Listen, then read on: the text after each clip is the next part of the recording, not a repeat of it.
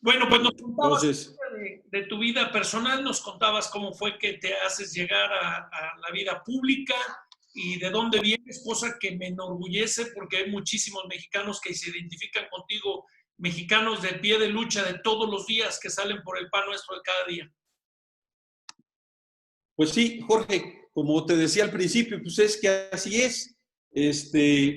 Durante toda mi vida ha sido así y millones de mexicanos, pues no es nada del otro mundo, es parte, digamos, de algo natural en este país tan desigual. Entonces, te decía, precisamente, así entro al gobierno, por necesidad. Y entonces, a partir de ahí, de esa oportunidad que tuve en el gobierno, he tenido, afortunadamente, gracias a Dios, muchísimas oportunidades. Sí, siempre ayudado por alguien, ¿verdad? Siempre acompañado por alguien, siempre agradeciendo la oportunidad que me dieron algunas gentes de confiar en mí. Y mi carrera fue ascendente, ascendente. Y te digo, después de eso me fui a trabajar a la Secretaría de Programación, primero al gobierno del Estado, en una cosa que se llamaba Comité Promotor para el Desarrollo Económico de Guerrero. Ahí empecé a chambear, ayudándole ahí a los técnicos. Después ya fui analista, después entré a lo que era la Secretaría de Planeación y Presupuestos. Estoy hablando en esa época, 1976, 77, o sea, estaba yo estudiando economía. Y ahí fui ascendiendo y después ya tuve la oportunidad de que en 1981, yo ya había terminado mi carrera, tenía, no sé, 23, 24 años, fui nombrado coordinador operativo del Comité de Planeación para el Desarrollo del Estado de Guerrero. Ya eran los COPLADES, antes los COPRODES. A mí me tocó formar el COPLADE en Guerrero, el Comité de Planeación para el Desarrollo del Estado de Guerrero. Y a partir de ahí, en ese mismo sexenio, estuve al frente de la Secretaría de Planeación e Inversión y al frente del COPLADE, digamos, en la segunda etapa ya del gobierno en esa época de don Alejandro Cervantes Delgado, que paz descanse, amigo mío, que tuve un gran cariño y respeto y le sigo teniendo a don Alejandro. Y en ese lapso pude ser 3 veces más secretario de Planeación y Presupuesto con diferentes gobernadores y coordinador del Comité de Planeación para el Desarrollo del Estado. Es decir, y a la par estaba yo estudiando. Entonces, yo me metí más a las cosas de planeación para el desarrollo, de formulación y evaluación de proyectos, organización empresarial. Es decir, me metí en esa parte social y tuve esos cargos, ¿verdad? A la par que iba campechaneando con alguna oportunidad política. Y la verdad es que mi oportunidad de entrar ya de lleno al terreno partidario se da en 1989, Jorge, con un proceso, digamos, democrático que impulsó Donaldo Colosio al interior del PRI cuando él era presidente del PRI a nivel nacional y decide impulsar un proceso democrático para designar al candidato a presidente municipal en 1989 en Acapulco.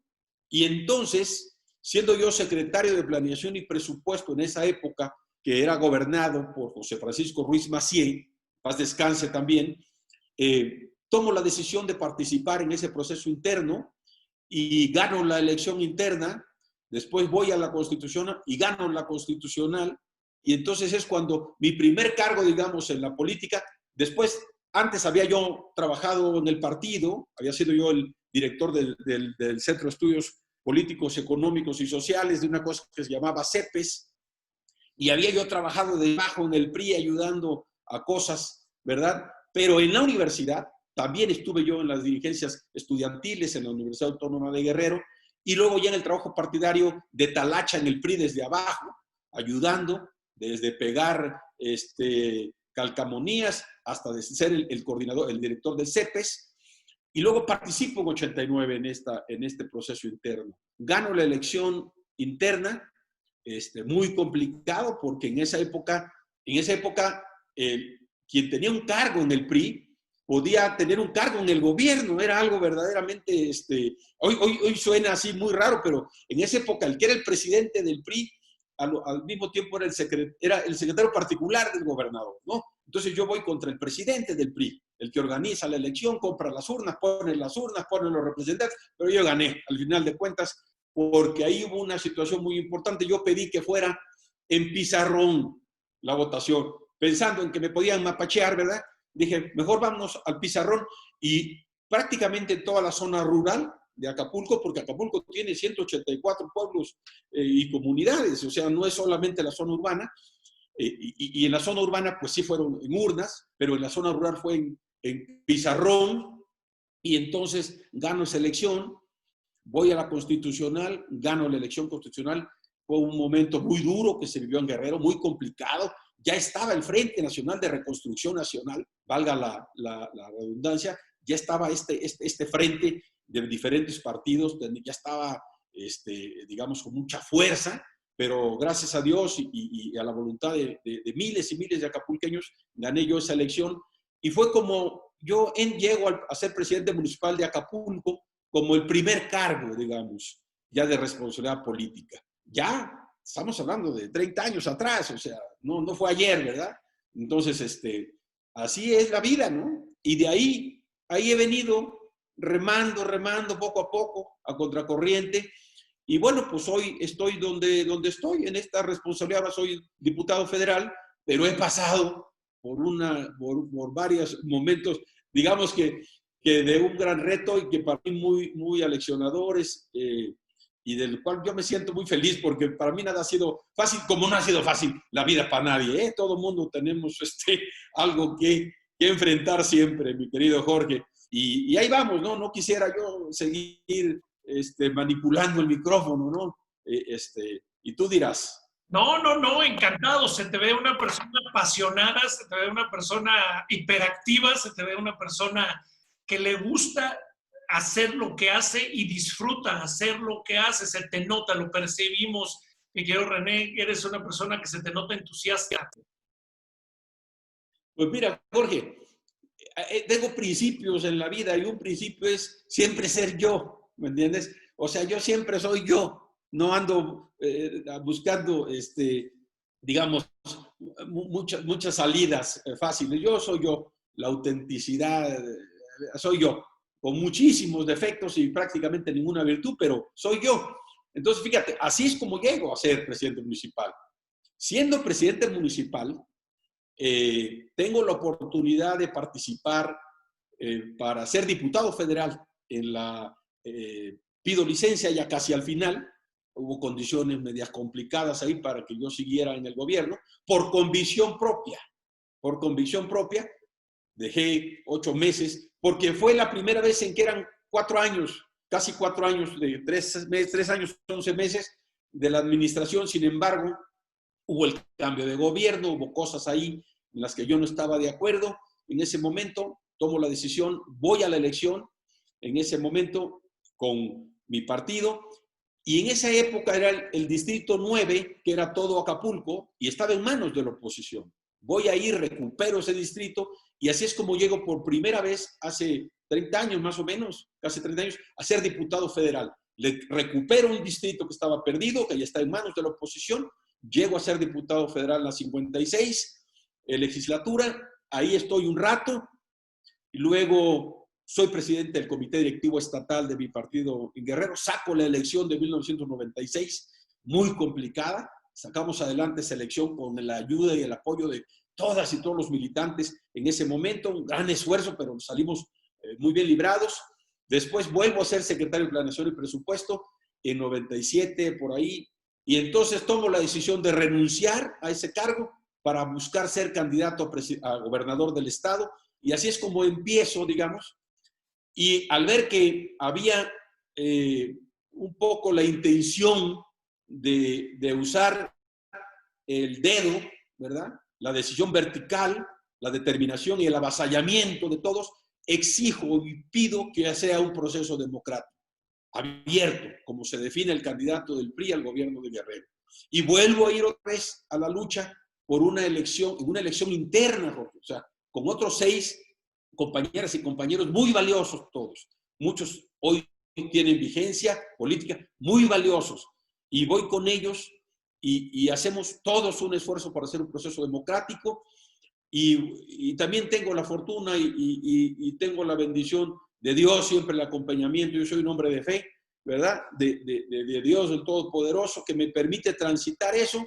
Gano la elección interna con mis compañeros, trato de armonizar, trato de construir la unidad y voy a la elección constitucional muy complicada. Ya en 1998, muy complicada, ya Guerrero estaba en una condición muy complicada, muy difícil, porque veníamos, hay que recordar que veníamos, Guerrero, tú sabes, cuando gobiernas, sabes cómo te acuestas, pero no cómo te vas a levantar. Veníamos también de un gobierno que se había truncado, recordarán con aquel episodio de Aguas Blancas, ¿no? Entonces, había tomado la decisión el gobernador en turno de retirarse, tomó la decisión de retirarse en ese momento era el licenciado Rubén Figueroa Alcocer, gobernador, y él toma la decisión de retirarse en ánimo de generar una condición de armonía. Entra a sustituirlo el licenciado Ángel Aguirre Rivero. Él termina esos 6 años, esa segunda parte de gobierno, y en esa época es cuando yo pido y exijo que vayamos a una elección interna. Gano la elección interna, luego gano la elección constitucional con el 50 y tantos % de los votos, y el PRI solo. Eso es muy importante. Solo el PRI contra el mundo, ¿no? Porque solo el PRI. Y logramos ganar esa elección, Jorge, y ahí es como yo inicio un gobierno de reconciliación, de reencuentro, de unidad, de acercamiento entre la gente, porque veníamos de una situación compleja, condiciones muy difíciles, y entonces construimos un gobierno muy cerca de la gente. Yo me la pasaba recorriendo los municipios con las comunidades, que además conocía. ¿Por qué? Porque había sido secretario de Planeación un montón de veces y estaba yo en los pueblos, en las comunidades. Entonces, no me fue difícil y entramos en un proceso, digamos, de reagrupamiento, de entendimientos, y logramos transitar en un gobierno razonablemente bien. O sea, mejoramos muchísimas cosas en lo social, en lo económico. No voy a hablar de eso, pero fue una experiencia muy, muy importante. Y sigue mi carrera. Después, ahí ando en el Comité Ejecutivo Nacional, tengo muchos cargos diferentes. He sido delegado en 20 y tantos estados de la República, secretario regional, miembro del Comité Ejecutivo Nacional del PRI Nacional. En fin, ahí voy avanzando. Soy senador de la República. Después me invitan a colaborar en el gobierno del licenciado Peña Nieto como subsecretario de Gobernación. Digamos que es un cargo muy relevante, muy importante, en el que también me entrego con una gran pasión. Cuando viene el cambio en la Secretaría de Gobernación, cuando sale el licenciado Osorio Chong, con el que tuve el privilegio de trabajar, que es mi amigo, ¿verdad? Y también es mi amigo Peña Nieto, porque yo no le niego a mis amigos, es mi amigo, a quien le tengo reconocimiento, más allá de lo que opinen los demás. Yo no niego a mis amigos, ¿verdad? Entonces, ya el pueblo lo va a cuestionar y el pueblo lo habrá de calificar, yo no. Y Osorio Chong, que es mi amigo también, que hoy es senador de la República y que coordina a nuestro grupo parlamentario en el Senado, él renuncia el 10 de enero, me parece. Él va a renunciar el 10 de enero y yo renuncio el 9. Yo me voy, ¿por qué? Porque yo soy un hombre de convicciones. Yo llegué ahí con una persona que me dio también la oportunidad y la confianza, y yo me fui. No me corrieron. Yo le presento mi renuncia al presidente en ese entonces, al expresidente Peña Nieto. Le digo, aquí está mi renuncia, yo me voy, yo he cumplido, tan, se acabó y adiós, ¿verdad? Son ciclos. No me aferro, pues, con una cadena y un candado a una chambita, ¿no? Porque lo que yo aspiro es a servir, no a servirme de un carguito que son prestados, ¿no? Y así es como me voy. Después me incorporo a la campaña de Pepe Mit como coordinador de una de las 5 regiones, y después se da la condición de que a la mitad de la campaña me invitan a ser presidente las diferentes fuerzas políticas. Hay una condición de una expresión de que podría yo ser útil en ese momento crítico que vivía el partido, y entro un poco a 2 meses, un poquito menos de 2 meses de que fuera la elección, por ahí 2 meses, entro yo al Comité Ejecutivo Nacional, me integro a la campaña con Pepe Mit, creo en ese proyecto, argumento, reflexiono, propongo, hago mi mejor esfuerzo, hago un gran llamado a la unidad hacia adentro de nuestro partido, ¿verdad? Al voto del corazón, el voto del sentimiento, y también planteo el voto de la razón, el voto de la reflexión, el voto sereno, de apostarle siempre a México, que le vaya a México, hago un gran esfuerzo. Y una vez que termina la elección, tomo la decisión inmediatamente de renunciar al partido. Tampoco me corren. Yo decido, Jorge, y me voy. Pero antes tomamos una decisión el día que perdimos la elección. Reconocer el triunfo y abonar a la armonía, a la unidad, a la conciliación del pueblo de México. Y esa misma noche sale a reconocer inmediatamente a las 8 de la noche su derrota Pepe Mit, mi amigo Pepe Mit, y salgo yo 2 minutos después, junto con él, también a expresar ese reconocimiento, porque para nosotros, y aquí termino, lo primero es México, después México y al último México. No nos mueve ningún otro interés que no sea el que le vaya bien a este país, porque si le va bien a México, nos va a todos bien. ¿Por qué? Porque este es nuestro hogar, en nuestra casa, no tenemos a dónde ir, Jorge. Y así va. Después, ya sabes, pues entro a la Cámara de Diputados, las compañeras y compañeros diputados me nombran coordinador, me dan esa confianza, ese apoyo, esa solidaridad que mucho agradezco. Un grupo muy, digamos, plural, muy rico, muy rico en ideas, en propuestas, en conocimientos y en convicciones. Y ahí estoy, ahí estamos dando la lucha ahora como coordinador de este grupo parlamentario de 46 diputados. Hoy éramos 47, hoy somos 46. Y hoy nos ubicamos en este momento, Jorge. Bueno, René, has hecho una recorrida tremenda de la historia de René Juárez, pero también de la historia partidista y la historia de una parte de México. Diste pinceladas por este ir y venir, y me hace reflexionar y me hace hacerte los siguientes cuestionamientos en esta charla. Te toca a ti empezar o ser parte de una vida democrática dentro de tu partido, dentro del priismo, en donde narras, y escuché con atención, y yo estoy seguro que las personas que nos están siguiendo también, con el tema de Colosio, que propone una reforma dentro del PRI para modernizarse y para democratizarse, algo que no venía haciendo. Segundo, te toca gobernar en una primera instancia como alcalde con un presidente de la República priista, con un gobernador priista, y te toca ser un alcalde priista. Eso sonaría a que pues te fuiste literalmente a tomar un coco a la playa porque estaba muy facilito todo. Pero después te toca ser oposición, te toca ser gobernador de oposición, porque ya estaba el licenciado Vicente Fox Quesada como presidente de la República, y a ti te toca esa transición. Después te toca en esto que narras, una segunda transición, que después de 2 años de ser oposición el PRI, le toca volver a gobernar. Y aquí vienen mis reflexiones. ¿Qué ha aprendido de todo esto René Juárez Cisneros y qué permea a su camaradería, a su clan dentro del partido y más allá del partido, a la sociedad? El PRI ha aprendido a perder y a entender por qué perdió, y a volver a ganar y a volver a perder. ¿Lo ha entendido el PRI? ¿Han hecho ese análisis? Tanto tú como persona, como militante, como la sociedad, ¿ha entendido estos cambios, René? Mira, Jorge, me hiciste 5 preguntas muy importantes. Mira, 1, sí, yo viví los inicios, digamos, ya serios, ¿no? De democratización interna de mi partido, del PRI, en el cual milito desde que tengo uso de razón. Y fue una experiencia muy interesante. Yo creo que la democracia interna en el partido llegó tarde,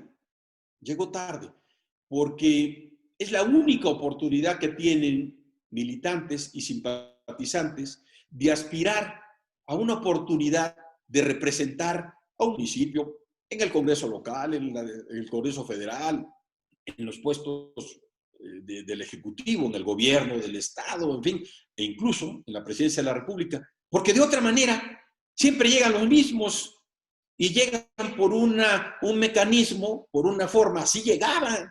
O sea, no estoy inventando el agua tibia. Así llegaban los primos, los hermanos, los recomendados, y tú decías, bueno, ¿y la militancia dónde? ¿Cuándo?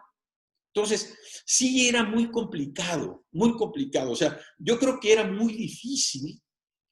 Aquí paso ya al tema de la gobernanza y del gobierno en el ayuntamiento. Pues tienes un gobernador del PRI, tienes un presidente del PRI, y tú militas en el PRI. Casi todas las decisiones son verticales.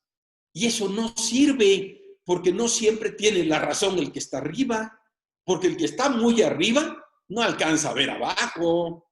Eso es elemental. El que está muy arriba no alcanza a visualizar lo que está pasando al ras del piso, lo que le duele a la gente, lo que la gente quiere en una comunidad, en una colonia, en un barrio, en una calle, en una manzana. O sea, entonces es muy importante que en esa relación, cuando hay un unipartidismo y hay una verticalidad de las decisiones, es muy importante que en ese momento que no se hizo adecuadamente, se reconociera también la voz del de abajo, ¿no?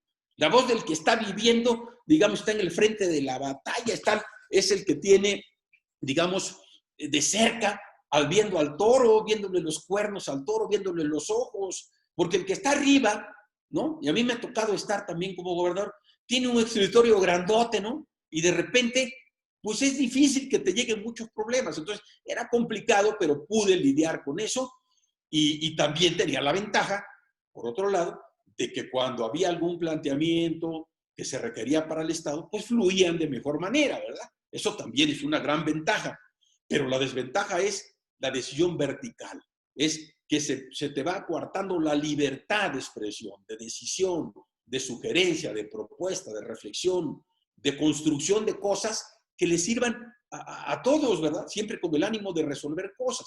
Esa es la primera etapa, digamos, en la que gobiernas, ¿no?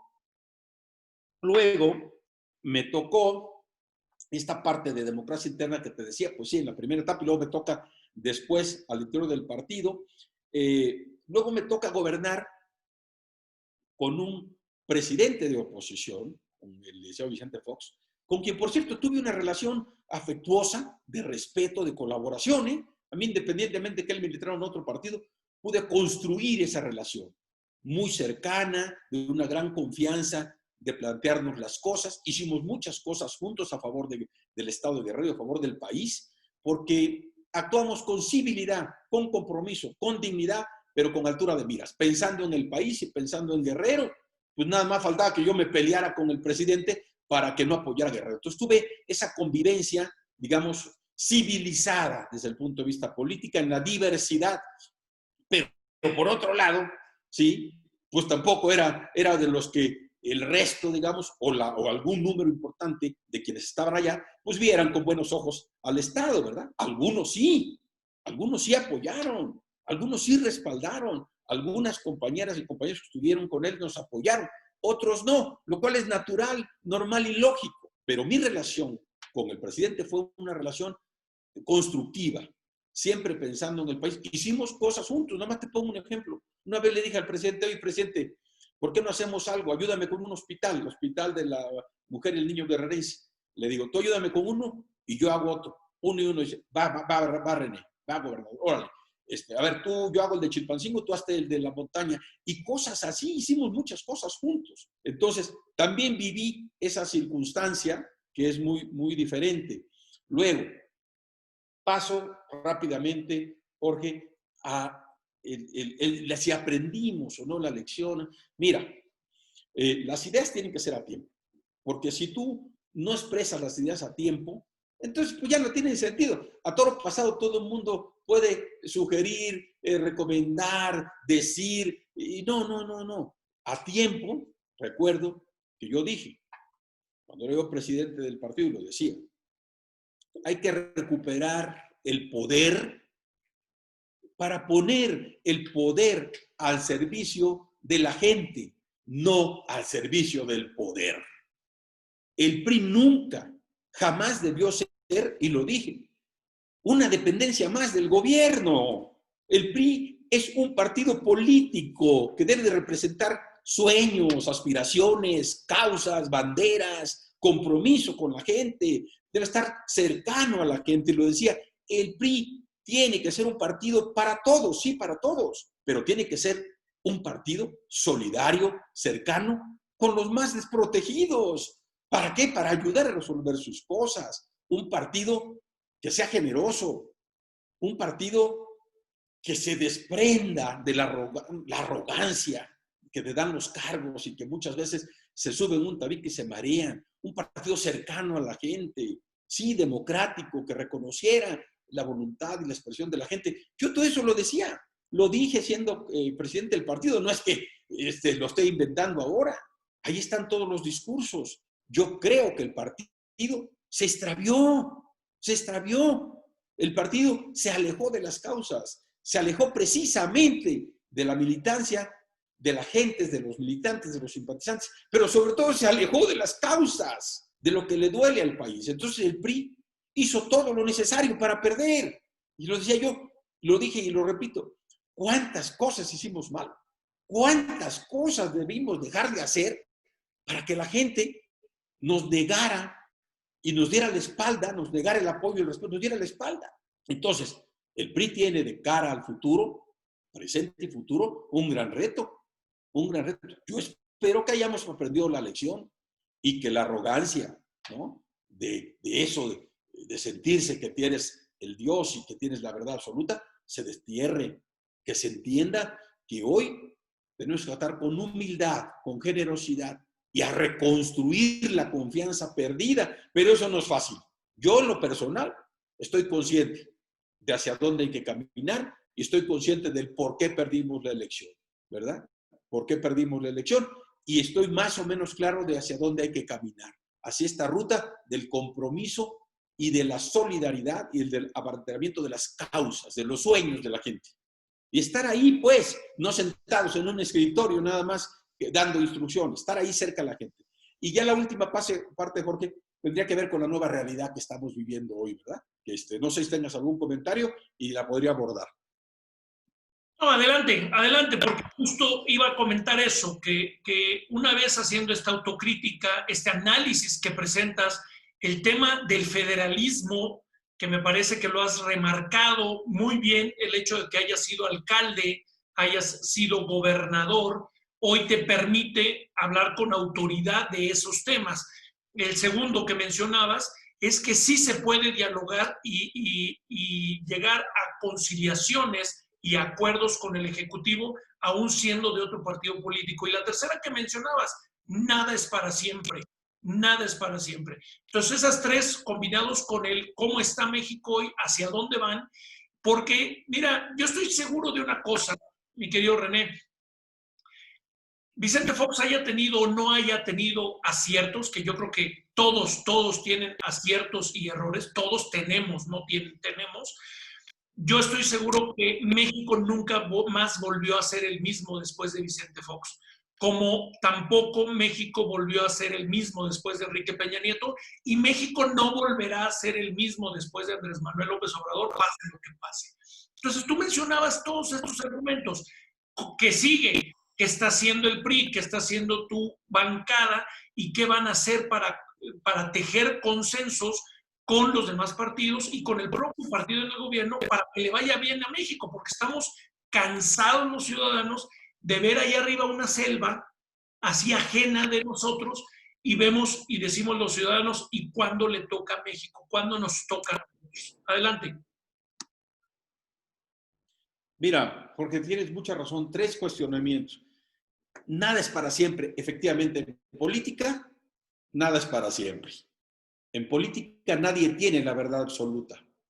En política nadie es el dueño de la verdad. Ni nadie es perfecto. Porque quien dirige un país, quien dirige un Estado, que tiene una responsabilidad pública, antes de ser el cargo que tiene, es un ser humano. Entonces se puede equivocar. Es más, se equivoca con frecuencia. Todos los que estamos en esta responsabilidad nos equivocamos, cometemos errores, pero eso es normal y natural. Lo difícil, lo importante, lo conveniente es reconocer que te equivocas. ¿Para qué? Para que a partir precisamente de ese reconocimiento de una insuficiencia, puedas construir, escuchando a los demás, una mejor solución para poder resolver un problema. Porque cuando tú gobiernas, tus decisiones tienen que ver con un país, con un estado, tienen que ver con seres humanos, con almas, con personas. Y entonces tienes que despojarte de la arrogancia, del creer que eres Dios, para entender que lo que tú dices, que lo que tú decides, ayuda o afecta a la gente. Por lo tanto, tienes que entender que tienes que escuchar y tienes que pensar que los cargos no son para siempre, son prestados. Te los presta el pueblo, que te da la confianza en un momento y te los quita el pueblo cuando te retira la confianza. Entonces, es muy, muy importante tener esta claridad, que los cargos son para servir, para resolver cosas, no para argumentar cómo no se hacen. No, son para decidir, no para diferir las decisiones. Son para tomar riesgos. Y quien gobierna asume riesgos cuando decide. Y tiene que decidir en función de qué? En función de la mayoría, en función del bien común, en función de un país, de que le vaya bien un país. El que gobierna tiene que pensar en las nuevas generaciones, no en las futuras elecciones. Quien gobierna, gobierna para todos. Y entonces, en ese espacio, tiene que reflexionar y tiene que tomar una posición de convocatoria, de inclusión, de diálogo, de construcción de entendimientos y de acuerdos. ¿Por qué? Porque estamos en una democracia. ¿Por qué? Porque nos necesitamos todos. ¿Por qué? Porque el adversario es adversario, no enemigo. ¿Por qué? Porque el adversario puede tener también algo que aportar, algo que sugerir, sobre todo cuando se hace con la convicción de que queremos que le vaya bien al país. Pero si no hay esa actitud receptiva de quien tiene la obligación de la construcción de la unidad, de la reconciliación, entonces es muy difícil, es muy complicado. Pero nosotros tenemos que seguir insistiendo en la unidad de las y los mexicanos. Es un error, Jorge, garrafal, muy grande, confrontar a las y los mexicanos, confrontar a la sociedad. Eso no tiene derecho a hacerlo nadie. Eso no es bueno para el país. Y mucho menos cuando nos encontramos en una situación crítica, difícil, tan compleja como la que estamos viviendo hoy las y los mexicanos. Hoy todos tenemos que aportar algo de buena fe, porque no todos actuamos de mala fe, no. Y aquí quiero terminar. Yo no quiero que le vaya bien el actual, mal ni bien al actual gobierno, me da lo mismo. Esas son decisiones que ellos tienen que tomar. Quiero que le vaya bien a México, quiero que le vaya bien al país, a las y los mexicanos. Y si le va bien al gobierno, qué bueno. Pero cuando el gobierno se equivoca, quienes estamos hoy en la oposición, quienes tenemos una responsabilidad pública, tenemos la obligación moral e histórica de opinar y de decirlo, ¿verdad? De plantearlo, de reflexionarlo, de decir esto nos parece que no está bien. Y no se trata de una crítica por sí misma, no. Es en el ánimo constructivo, es en el ánimo de sumar. Y México nos necesita a todos unidos. Y en política el diálogo es fundamental y los acuerdos son indispensables. Y la generosidad y el desprendimiento son condiciones que no pueden estar desligadas del hombre de poder, no. Y la arrogancia y la exclusión es mala consejera. Eso no es bueno, no es bueno. Y yo creo que hoy hay que seguir apostándole al país, hay que seguir contribuyendo a salir de esta crisis tan terrible que estamos viviendo, pero sobre todo a salir unidos. Hoy se requiere un llamado a un gran diálogo nacional, a la reconciliación. Lo acabo de decir hace un par de semanas y lo repito, para que unidos podamos salir adelante. Y le corresponde, sin duda, al jefe de las instituciones hacer ese llamado. A él le corresponde. Él tiene que hacerlo. Sé que puedo estar bordando en el vacío y que pues, no seré escuchado, pero tendré la conciencia tranquila de poder haber planteado en su momento lo que pienso. Y lo que pienso es que México tiene que estar unido. Es un error dividir al país, partirlo en dos, en buenos y malos, en verdes y rojos. A ver, dividirlo no es bueno. Eso no es bueno. Hay que apostarle a la unidad, hay que apostarle precisamente a la reconciliación y hay que escuchar a todos. Pero hoy sí ha sido muy complicado, sí lo es, ¿verdad? Y ojalá podamos generar condiciones diferentes hacia adelante, Jorge. René, ¿podríamos esperar en algún momento los ciudadanos que hoy la oposición, todos los partidos de oposición, pudieran entrar a un cuarto virtual? Si cerramos los ojos, imaginándonos que cada quien trae una chaqueta, una chamarra con su logotipo de su partido político, podemos imaginar los ciudadanos que la oposición podría entrar a una habitación, a una sala, quitarse esa chamarra, dejarla colgada en la puerta, entrar a esa mesa de trabajo y que alguien dé un golpe en la mesa y diga: señores, esta charla y esta reunión va por México, vamos a ver, y dejamos en la chamarra una bolsita con las diferencias esenciales, porque también estoy seguro que la esencia de cada partido pues marca algunas acciones en las que nunca se van a poner de acuerdo, y eso es natural. Esas no me interesa abordarlas en esta charla, pero las demás, las que son de consenso general, las del bien común y del bien ser, podríamos esperar hoy los mexicanos que ustedes, coordinadores parlamentarios, y lo mismo se lo dije a Mario Delgado, y lo mismo se lo dije ayer a Tonatiuh, y lo mismo se lo pretendo decir a quienes faltan todavía de coordinadores parlamentarios, podemos tener una mesa que se llame ProMéxico, podemos tener una mesa que se llame Solo México, sin pensar en temas electorales, ni de capital político, ni de partidos políticos, en donde se pueda generar ese documento que ahora sí, juntos, vayan con el Ejecutivo y le digan: señor presidente, nos pusimos de acuerdo para estos 10 puntos. Aquí están los 10 puntos en los que sí nos pusimos de acuerdo, y se llama México, se llama ProMéxico. ¿Se podrá o es un sueño utópico, René? No, mira, todo es posible en política. Yo creo que eso no es necesario. Es indispensable hacerlo. Es indispensable hacerlo a favor de México. Y repito, ¿dónde sí nos podemos poner de acuerdo? En todos aquellos temas que son temas de Estado. En todos aquellos temas donde está en riesgo la democracia, donde está en riesgo el país. En todos aquellos temas donde está en riesgo lo que hemos construido como país, las y los mexicanos, a lo largo de muchas décadas.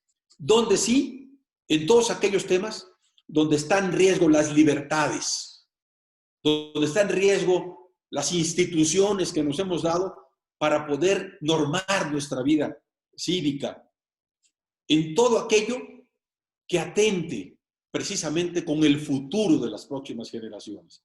Y aquí me parece que esto no es tema de partidos. Los partidos tienen una vida muy clara, un espacio de participación muy definido, pero me parece que este ya es un tema que rebasa los partidos. Hoy tenemos que entender que hay millones de ciudadanos que no creen en los partidos. Y tienen razón, y tienen mucha razón, porque los partidos políticos en general, desde mi punto de vista, y asumo la responsabilidad de decirlo, no hemos estado a la altura de las exigencias y de los reclamos de las y los ciudadanos. Y tal no hemos estado a la altura que hoy millones de mexicanos no creen en los partidos. Pero ahí hay algo muy importante. Los partidos como organización, como instituciones, están dirigidos por personas. Entonces, también las personas, en muchos momentos, quienes hemos tenido la oportunidad de dirigir un partido o tener cargos públicos, hemos fallado.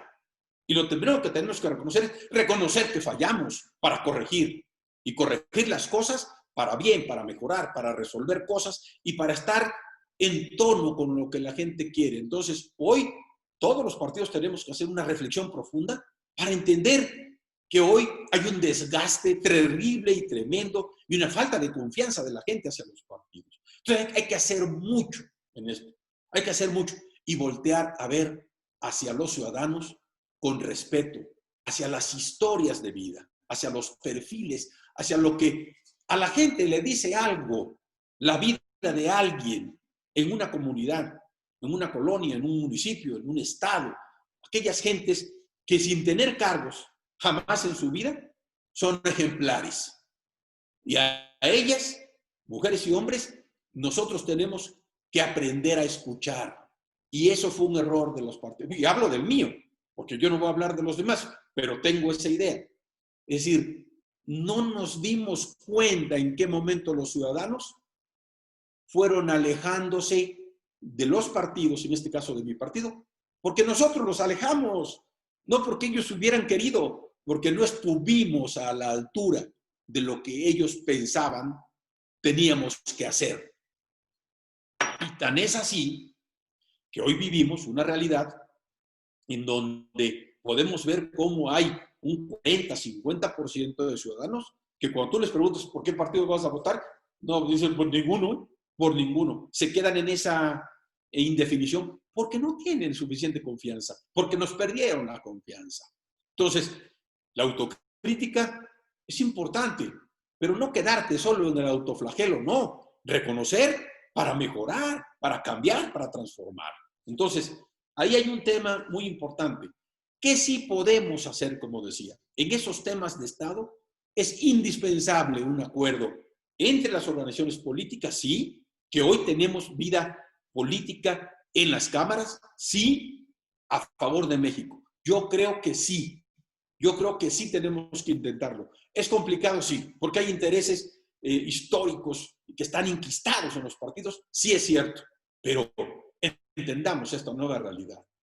Entendamos esto en la realidad y no se trata de un bloque, de una unión, de una integración de diferentes visiones políticas, diferentes inclinaciones ideológicas para estorbarle a alguien, no. Algo que le permita al país salir adelante, que sea a favor de México. No para estorbar a nadie, no, sino para construir un mejor futuro. Evitar que se nos desintegre en el presente lo que hemos logrado como país a lo largo de muchas décadas. Entonces, si es posible, yo estoy convencido que tiene que ser así, pero tenemos que voltear a ver a los ciudadanos. Tenemos que escuchar esas voces que nunca hemos escuchado, caray, o que nada más se escuchan en esos foros que son simulación, ¿por qué? En donde invitas a las organizaciones, hablan, dicen, y después de eso no pasa nada. Entonces, eso ya no puede ser. La simulación es terrible, ¿no? Tenemos que escuchar esas voces de los ciudadanos. Solo el tiempo electoral. Ese es muy importante. Sí, Jorge. Y solo en tiempo electoral normalmente esos foros se abren o esos espacios para escuchar a la ciudadanía se abren solo en tiempo electoral, lamentablemente. Lamentablemente, esos foros de que ahora vamos a hablar de la seguridad, y ya después nadie habla de la seguridad o de la inseguridad. No, hay que escuchar, hay que atender y hay que poner en práctica lo que sirva. Por eso yo digo que quien gobierna tiene que entender que no puede tener la verdad absoluta, que no la posee, y tiene que tener la generosidad y la humildad de decir, debo de escuchar lo que propongan y sugieran otras voces. ¿Por qué? Porque eso enriquece la solución para un problema. Porque eso permite tener una visión mucho más amplia de cómo se puede resolver un problema. Porque no puede ser que todos estemos equivocados, excepto alguien. No, no puede ser eso. No puede ser. Es decir, en algo se tiene que tener razón, ¿verdad? En algo puede ser lógico, natural, puede ser viable. Entonces, es necesaria esa actitud receptiva de escuchar y de poder construir un gran acuerdo. Hablando de las oposiciones, pues tenemos la obligación de apostarle a que le vaya bien al país y no estar pensando en el 21 o en el 24, no. Hay que pensar en las próximas generaciones. ¿Qué país le vamos a heredar a nuestros hijos, a nuestros nietos, a los jóvenes que hoy ven con una gran incertidumbre, desconcierto, miedo y hasta pavor en muchos casos de su futuro? Dicen, bueno, una economía que va a decrecer al 10%, 2 millones de desempleados que van a quedar ahí sin la posibilidad, un sector productivo que no encuentra la puerta porque no tiene un respaldo claro, decidido, que permita conservar los empleos que tenemos, ¿verdad? Y generar esa confianza una modificación de reglas del juego, de falta de certidumbre para la inversión privada que se está yendo y están saliendo los capitales. Una serie de decisiones que alejan precisamente esta posibilidad de reconciliación y de entendimiento. Entonces, este no es un panorama que nos permita sentarnos a la hamaca, acostarnos y en la silla y decir, pues que todo transite. No, hay que enfrentarlo con el ánimo de construir un gran acuerdo que le permita servir a México. Ahora, yo no sé si se van a juntar los logos, no lo sé. Se tienen que juntar las convicciones, se tienen que juntar el compromiso a favor del país, se tiene que, digamos, aglutinar esa actitud de apostarle al país, ¿verdad? Y se tiene que desprender de los intereses particulares de grupos, todos, ¿verdad? Y ya dejar de pensar en el próximo carguito, ¿no? Un carguito no sirve para nada, un carguito político no sirve para nada. Lo que sirve es apostarle a las causas, a las grandes causas, a los grandes sueños de la nación. Y yo creo que por ahí hay que caminar. Si hay puntos de coincidencia, pues hay que construirlos, ¿verdad? Y creo que hay que evitar la polarización, la confrontación, ¿verdad? Y hay que apostarle al entendimiento y a la reconciliación, a la unidad nacional. Y hay que apostarle a México. Yo sí confío en México. Yo sí confío en las y los mexicanos. Yo sí confío en las y los ciudadanos. Yo sí le tengo un gran respeto a los perfiles, al comisariado Giral, ¿verdad? Que ha trabajado toda su vida, al maestro, al doctor, que ya está chambeando toda su vida, que ha curado, que ha salvado vidas, al ingeniero, ¿verdad? Esas gentes que ahí están son personajes que no están en la vida pública, pero que aportan a la construcción de ese país. Hay que buscarlos. Hay que construir un gran frente a favor de México, que no se nos deshaga entre las manos el país, que no se nos deshaga entre las manos el país y pensar en las nuevas generaciones y no en las próximas elecciones, ¿verdad? Pensar en el futuro de México, no en el futuro de cada uno de los que estamos haciendo política. Entonces, eso es lo que pienso. Y a ver, les puede gustar o no a muchos, me critican, no importa que me critiquen. Yo estoy consciente conmigo mismo, estoy tranquilo con mi conciencia. Hoy no hemos hecho lo suficiente para cumplirle a las y los mexicanos, ni como partidos ni como políticos. Tenemos mucho que hacer y tenemos mucho que mejorar. Hagámoslo. Y yo estoy haciendo ese esfuerzo con mi grupo hasta donde podemos, porque en las cámaras, no se olviden, cuentan los votos. Cuentan los votos. Y a veces una buena idea se puede quedar trunca, se puede quedar ahí congelada porque no tiene el apoyo y no concita el respaldo de las mayorías. Pero ni modo, la idea ahí queda, el argumento ahí queda, la propuesta ahí queda, la reflexión ahí queda y el compromiso ahí queda para la historia. Y mañana no te podrán decir que no estuviste a la altura de esta responsabilidad, o cuando menos hasta donde te dio tu esfuerzo, Jorge, hasta donde te dio tu limitada capacidad, ¿verdad? Entonces, humildad, generosidad son factores fundamentales, respeto a los demás y alejar la arrogancia, ¿verdad? La arrogancia y la descalificación que tanto daño nos ha hecho, nos está haciendo y si no la corregimos, nos hará hacia el futuro. Pero no nos vamos a rendir, Jorge, estamos en eso y vamos a seguir. René, hay una bandera que trae el presidente que creo y estoy seguro que no nada más los ciudadanos, sino todos los partidos políticos hoy coinciden. La primera bandera es la de la corrupción, que es una bandera que en este milenio ya gobernó el PAN, ya gobernó el PRI, hoy está gobernando Morena, y él trae la bandera de la corrupción como un principal esfuerzo. Y el segundo, el tema de primero los pobres. Yo he escuchado y he leído antes de estas charlas los ideales de todos los partidos políticos y en todos los partidos políticos hablan de primero los pobres, pero no ha ocurrido. Ojalá la invitación es que si hay ese consenso y si hay esa apuesta en común por México, creo que es válida la bandera o las banderas que trae el presidente de la corrupción y el tema de primero los pobres. Y enseguida toda esa lista. Ojalá viéramos a los ciudadanos, a los tres poderes como facilitadores y como garantes del Estado de Derecho mexicano que nos permita a los ciudadanos crecer y apostarle a este bendito país.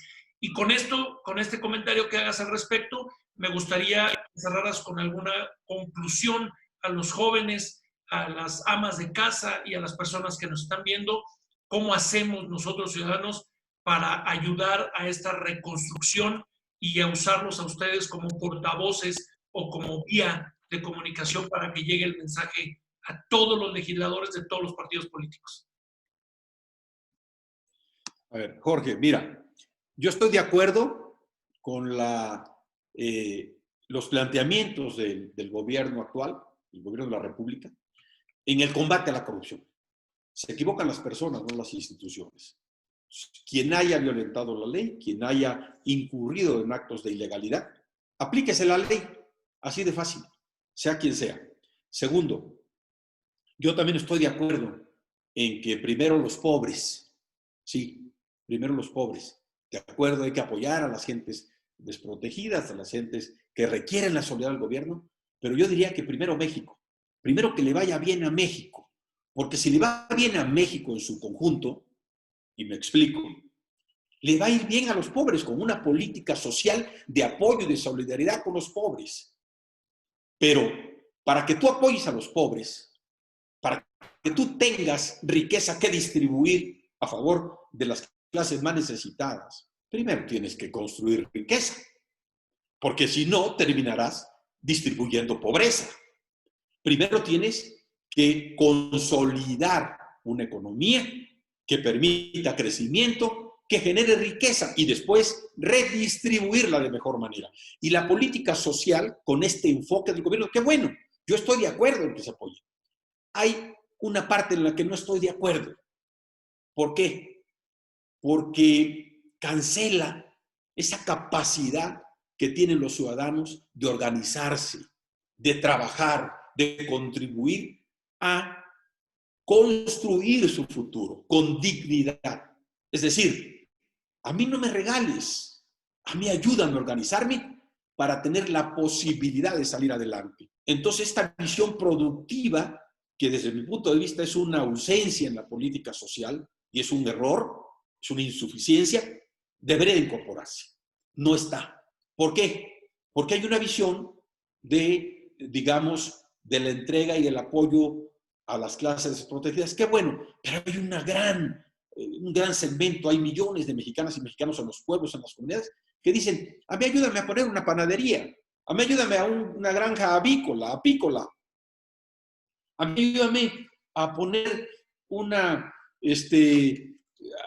alguna cosita que me permita desarrollar mis destrezas, mis capacidades, porque si no, pues nada más estoy estirando la mano y esperando a que llegue el mes para cobrar y si me adelantan mejor. ¿Y qué pasa muchas veces en los pueblos? Pasa que ese dinero va a terminar a la cantina, lamentablemente. Porque pues, te llegó fácil. Pero lo peor, ¿qué va a pasar cuando no tengamos como Estado dinero para distribuir? Entonces, por eso, primero México, primero construye riqueza para que distribuyas excedente de riqueza. Porque si no, cuando se acaben los recursos presupuestales, como vemos que ya se están acabando, ¿qué vamos a distribuir? Pero además, estamos convirtiendo a nuestras comunidades en entes pasivos. No, hay que generar y despertar esa capacidad, esa dignidad que tienen las y los mexicanos de construir su futuro y darles certeza y continuidad. Una persona que tuvo su panadería, que tuvo su granjita de marranos, ahí, pues ya va con eso, va a ir viviendo. El día que se le acabe la dádiva, pues tiene una forma de vivir. Entonces, hay que pensar eso. Entonces, primero, generar riqueza para distribuir excedentes de riqueza equitativamente. ¿Hay injusticia en la distribución de la riqueza? Sí, criminal. Pero primero hay que tener riqueza, ¿no? Entonces, sí me parece que la política social tiene esa falla, esa insuficiencia. Entonces, primero México. Yo creo que eso es importante. Ahora, ¿cómo se genera o de dónde se puede generar la riqueza? ¿Cómo se puede tener, digamos, posibilidades de despegar hacia el futuro? Pues generando confianza, no incertidumbre, confianza. ¿Y cómo se genera la confianza? Respetando el Estado de Derecho, respetando la ley, estimulando la capacidad productiva, la capacidad inventiva de las y los mexicanos. La riqueza se genera desde la sociedad, desde el sector productivo, desde el esfuerzo de la gente con su capital de trabajo, pero también con la inversión. Porque si tenemos la fuerza de trabajo, pero no tenemos inversión, pues entonces falta un factor de la producción, armonizándolos, generándoles incentivos, confianza, pues, estímulos, no alejándolos y no menospreciándolos ni minimizando su participación. Yo creo que hay que construir esa riqueza a partir del respeto al Estado de Derecho, el respeto a las libertades en un país democrático, el respeto a las libertades es muy importante, el preservar las instituciones que le han dado estabilidad a la convivencia de las y los mexicanos razonablemente, y cambiar lo que se tenga que cambiar y mejorar lo que se tenga que mejorar. Pero siempre, Jorge, cuando tú decides cambiar algo, tienes que tener una opción para sustituirlo, una alternativa para hacerlo mejor, porque si no, mejor déjalo como está. Entonces, eso lo vivimos recientemente, ¿verdad? En este ejemplo de lo del Fonden, digamos, que fue el ejemplo más claro, ¿no? De cómo destruir algo sin tener una opción. Y ya después, bueno, ya vino hacia atrás el decir, no, pues siempre no, siempre tiene que ser así. Pero eso es un ejemplo clarísimo, que hoy, ahí están en el sureste, ahí están los estados que están sufriendo las inundaciones. Imagínense, si habiendo Fonden, habiendo estos fondos para apoyar desastres, a veces no se resuelven los problemas, no se puede atender a la gente, pues no habiendo. Entonces, sí cambiar, sí mejorar, sí quitar lo que no funciona, pues claro que hay muchas cosas que no han funcionado, mejórenlas, pero no las destruyan sin una alternativa, ¿verdad? Yo creo que eso no es bueno para nadie. Entonces, sí, Jorge, hay mucho que hacer, hay que trabajar muy duro, yo creo que hay que tener confianza en nuestro país y hay que buscar todos en esta responsabilidad ciudadana expresarnos y manifestarnos pensando en el país responsablemente. Lo que no se vale hoy es permanecer pasivos, es callar. No, hay que expresar lo que sentimos, hacerlo en un marco de respeto, hacerlo con una altura de miras, pensando en el país y pensando en las generaciones futuras, pensando en nuestros jóvenes. Porque nosotros vamos de salida, pero los jóvenes, yo también tengo hijos que tienen aspiraciones y sueños, y tengo nietos, ¿no? Y tengo amigos y amigas jóvenes y que tienen derecho a un México mejor. Entonces, que no decaigan los sueños, que no decaiga el ánimo, vamos a ir adelante a construir un mejor país, hay que expresar las ideas a tiempo, aunque no les gusten a muchos, hay que hacerlo con respeto, con ánimo constructivo, pero hay que tener fe, una gran fe en esta gran nación, y no hay que permitir que se destruya lo que nos pertenece a todos, que es la casa y el hogar de todos, que se llama México, Jorge. René Juárez Cisneros, bueno, pues se nos ha pasado el tiempo volando. Sí, quiere decir que le hemos pasado bien, quiere decir que lo hemos disfrutado, al menos yo lo he disfrutado muchísimo.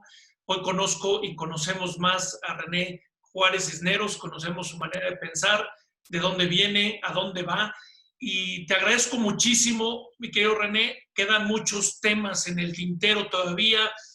Quedaba pendiente el tema del federalismo, quedaba el tema del pacto fiscal, en fin, hay una gran cantidad de temas pendientes que ojalá me permitas volverte a invitar en un futuro próximo para poder desahogar este tema, y no dejaré de poner el dedo en el renglón de que este espacio es para que las personas hagan y generen un juicio de valor cívico, que tengamos información verídica, fidedigna de quienes hoy hacen política y quienes hoy están al frente de la batalla como empresarios. Te agradezco de verdad este espacio, este tiempo, y los sigo invitando a todos ustedes, coordinadores parlamentarios, que se sienten, que trabajen y que nos manden una señal clara de que están trabajando por México y no de manera individual. Valoro de verdad cada una de tus palabras y tus reflexiones y comentarios, René.